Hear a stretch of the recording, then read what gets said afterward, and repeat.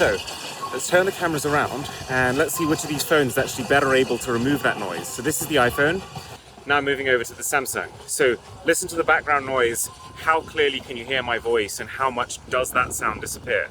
So yeah, I do find that Samsung is usually better at getting rid of the background noises, but just also that something is usually lost in the quality of your voice while it is doing so. And yes, the iPhone technically has one extra microphone, and yes, it has the whole audio mix feature set, but Samsung's actually been adding tons of stuff like this too, and I would say ultimately with audio, it is a bit of a toss-up. But can Samsung turn the tables when things get dark?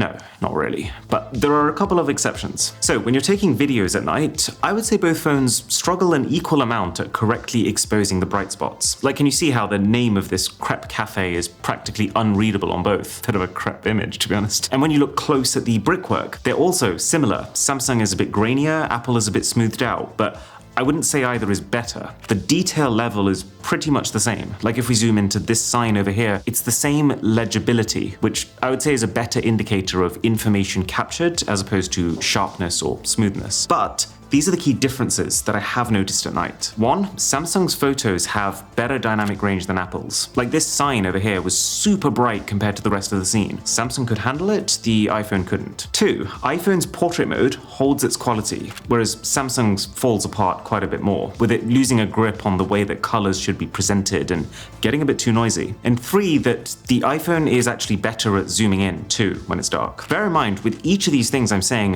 while I'm showing you one example, I have double, triple tested each finding, and consistently, Apple is better at producing natural detail, whereas the S25 Ultra starts to scramble in these low light situations. It forces itself to have detail, even if it has to invent it to get there. So to bring this all together, if we just for a second put aside everything else about the rest of these phones, which of these two cameras would I choose and recommend more? I would say the iPhone.